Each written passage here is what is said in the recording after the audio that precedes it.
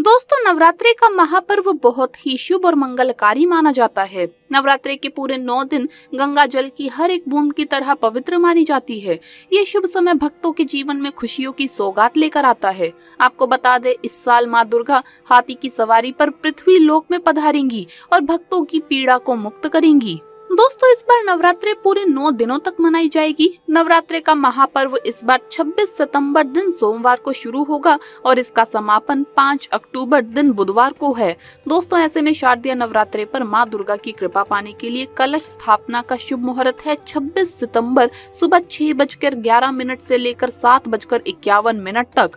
मुहूर्त में की गई पूजा बहुत ही शुभ मानी जाती है। इससे समस्त देवी देवताओं की कृपा प्राप्त होती है और पूजा पाठ का फल कई लाख गुना प्राप्त होता है। ऐसे में जो व्यक्ति नवरात्रि आने से पहले घर से ये चीजें हटा देता है तो उसके घर में माँ वैष्णो का होगा आगमन, माता लक्ष्मी का होगा वास, माँ शेरावाली आपकी झोली खुशियों से भर देगी। इसीलिए नवरात्रि आने से पहले घर से ये चीजें फौरन हटा दे। दोस्तों, आज हम आपको कुछ ऐसी ही गलतियों के बारे में बताएंगे जो अगर आपके घर में भी होती है तो माता लक्ष्मी कभी नहीं करती ऐसे घर में प्रवेश। फिर चाहे आप कितनी ही पूजा पाठ कर लो, माता लक्ष्मी ऐसे घर में कभी नहीं आती। ऐसे घर में देवी देवता भी हमेशा रहते हैं नाराज। दोस्तों, पूरी जानकारी को देखने के लिए इस वीडियो को अंत तक जरूर देखें। दोस्तों, वास्तु शास्त्र के अनुसार घर में सकारात्मक ऊर्जा बढ़ाने के लिए कई महत्वपूर्ण बातें बताई गई हैं। वास्तु के अनुसार घर की हर एक वस्तु नकारात्मक और सकारात्मक ऊर्जा का संचार करती है। अगर उन्हें सही स्थान पर ना रखा जाए तो ये घर में नकारात्मकता फैलाती है, जिसका असर बुरी तरह से घर की आर्थिक स्थिति पर पड़ जाता है और घर में कलेश बढ़ता है। वहीं अगर उन्हें सही दिशा में और सही स्थान पर रखा जाए तो ये घर में सकारात्मक ऊर्जा फैलाते हैं और घर में सुख शांति बनी रहती है। दोस्तों, वास्तु के अनुसार घर का मुख्य द्वार सभी तरह की सुख समृद्धि और वैभव का प्रवेश द्वार होता है, लेकिन अगर इसकी दिशा गलत हो या फिर कोई ऐसी चीजें इसके सामने रखी जाए जो नकारात्मकता फैलाती है तो इससे घर में कलेश, बीमारी और दरिद्रता घर में प्रवेश करती है। इसी कारण वास्तु शास्त्र में घर के मुख्य द्वार को बहुत ही अधिक महत्व दिया गया है। वास्तु के अनुसार मुख्य द्वार के सामने कुछ ऐसी चीजें हैं जो कभी भी नहीं होनी चाहिए। ये चीजें अशुभ तो होती ही है, साथ ही साथ ये कई तरह की समस्याएं उत्पन्न करती है। इनका असर परिवार की महिलाओं पर, बड़े बुजुर्गों पर, घर के बालकों पर तथा ऐसी ही कई चीजें परिवार के हर एक सदस्य पर बुरा असर डालती है और उन्हें स्वास्थ्य के साथ ही आर्थिक समस्याओं का सामना भी करना पड़ता है।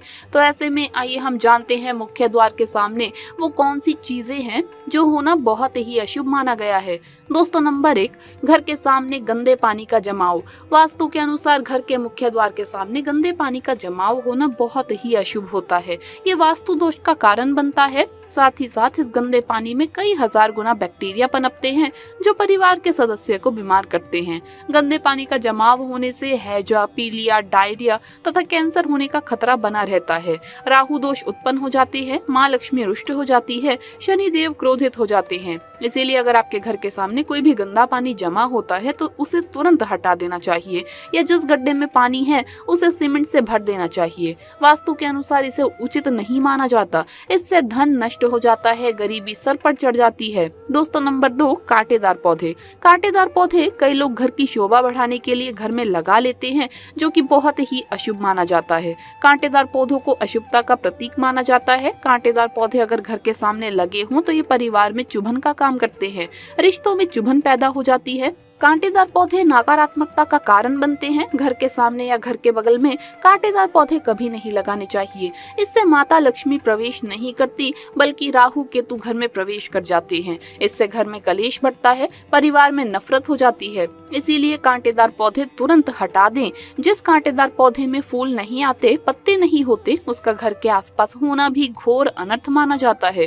कांटेदार पौधे को जितना जल्दी हो सके अपनी भलाई के लिए तुरंत हटा दें। कांटेदार पौधे लगाने से शत्रुओं की संख्या बढ़ जाती है। घर के मुख्य द्वार पर केवल खुशबूदार पौधे, तुलसी का पौधा, हरे, गुलाबी, लाल, पीले फूलों के पौधे ही लगाने चाहिए। इनकी सुगंध से माता लक्ष्मी आकर्षित होती है और घर में अपना वास बना लेती है। दोस्तों, नंबर 3, कूड़ादान। कूड़ा डालने में आसानी हो जाए इसीलिए कुछ लोग कूड़ेदान को मुख्य द्वार के सामने सटा कर रख देते हैं अथवा घर के सामने ही रख देते हैं, लेकिन वास्तुशास्त्र के अनुसार ये बहुत ही कष्टकारी होता है और धन की हानि का सूचक माना जाता है, इसीलिए ऐसा भूल कर भी ना करें। और दोस्तों साथ ही कूड़ेदान को उत्तर दिशा में नहीं रखना चाहिए, इस दिशा को देवी लक्ष्मी की दिशा माना गया है। साथ ही साथ मुख्य द्वार पर झाड़ू, पोछा, वाइपर आदि भी नहीं रखना चाहिए, बहुत ही अशुभ माना जाता है। दोस्तों नंबर 4, बिजली का खंबा। कई घरों के सामने बिजली का खंबा होता है, लेकिन वास्तु के अनुसार ये परिवार के सदस्यों की उन्नति में बाधा होता है। मुख्य द्वार के सामने खंबा होना बहुत ही हानिकारक हो सकता है, इसीलिए मुख्य द्वार बनाते समय इस बात का ध्यान अवश्य रखें। दोस्तों नंबर 5, पेड़ पौधे। घर के मुख्य द्वार के सामने घने पेड़ पौधे नहीं होने चाहिए, इससे वास्तु दोष उत्पन्न होता है। साथ ही साथ इससे सूर्य प्रकाश घर में प्रवेश नहीं कर पाता। प्रातः काल में घर के मुख्य द्वार से सूर्य प्रकाश घर में प्रवेश करता है तो ये स्वास्थ्य के दृष्टिकोण से भी अच्छा होता है। साथ ही घर में सुख, समृद्धि और शांति बनी रहती है। इसी कारण घर के मुख्य द्वार के सामने पेड़ होना शुभ नहीं माना जाता। पेड़ पौधे हमेशा घर के साइड में होने चाहिए, लेकिन सामने नहीं। दोस्तों नंबर 6, बेल का ऊपर चढ़ना। घर के आगे से बेल ऊपर चढ़ना बहुत ही अशुभ माना जाता है। वास्तु के अनुसार इससे विरोधियों तथा शत्रुओं की संख्या बढ़ती है और व्यक्ति की उन्नति में बाधा निर्माण होती है। दोस्तों नंबर 7, घर की दहलीज के अनुसार मुख्य द्वार की दहलीज से ऊंची सड़क होना बहुत ही कष्टकारी होता है। और दोस्तों वहीं वास्तु के अनुसार जिन पौधों में हमेशा दूध की तरह तरल पदार्थ निकलता रहता है, तो उसे घर के मुख्य द्वार के सामने कभी नहीं लगाना चाहिए। मुख्य द्वार या फिर घर के सामने कहीं भी गड्ढा या कीचड़ नहीं होना चाहिए, ये शोक कारक होता है, इससे शोक समाचार की प्राप्ति होती है। घर के मुख्य द्वार के सामने मंदिर भी बिल्कुल नहीं होना चाहिए। अगर घर के मुख्य द्वार के सामने मंदिर हो तो परेशानी और संकट से घिरे रहेंगे। मुख्य द्वार के सामने सीढ़ी नहीं बनानी चाहिए, इससे तरक्की में बाधा का निर्माण होता है।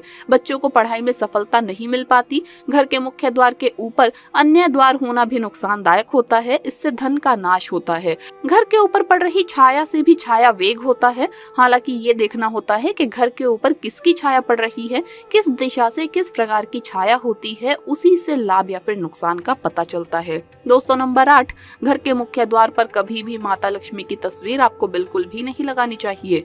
दोस्तों माता लक्ष्मी की तस्वीर को हमेशा अपने घर के पूजा घर के अंदर स्थापित करना चाहिए, या फिर अलमारी के अंदर आपको माता लक्ष्मी और माता लक्ष्मी से जुड़ी चीजें रखनी चाहिए, क्योंकि माता लक्ष्मी का स्थान हमेशा घर के अंदर ही माना जाता है, ना कि उनका स्थान आपके द्वार पर। माता लक्ष्मी को कभी बाहर नहीं करना चाहिए। धन की देवी को हमेशा घर में स्थान दिया जाता है। कई लोग क्या करते हैं कि फैशन के तौर पर घर के द्वार पर ही माता लक्ष्मी की तस्वीर लगा देते हैं, तो ऐसे में माता लक्ष्मी द्वार से ही वापस चली जाती है और घर के अंदर कभी भी प्रवेश नहीं करती।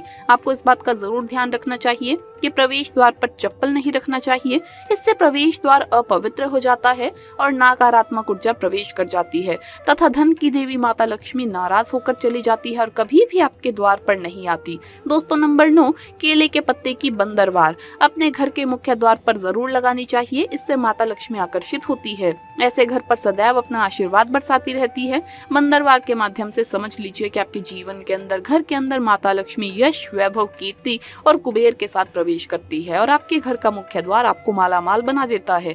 घर का मुख्य द्वार घर की संपन्नता के बारे में बताता है, तो भूल कर भी घर के मुख्य द्वार के आसपास आपको किसी भी प्रकार का कचरा बिल्कुल भी नहीं फैलाना है, ताकि आपको इसका सकारात्मक परिणाम देखने को मिल सके, ना कि आपको इसका नकारात्मक परिणाम झेलना पड़े। इसके अलावा अपने घर से तामसिक चीजें जैसे प्याज, लहसुन व टूटे बर्तन या खराब चकला बेलन या टूटी हुई चप्पल, जूते भी अपने घर से बाहर कर दे। तो दोस्तों आपको वीडियो कैसा लगा हमें कमेंट्स में जरूर बताएं। इस वीडियो को लाइक करें, अपने दोस्तों के साथ शेयर करें और हमें सब्सक्राइब करना न भूले। जल्द मुलाकात होगी अगली वीडियो में। जय माता दी दोस्तों।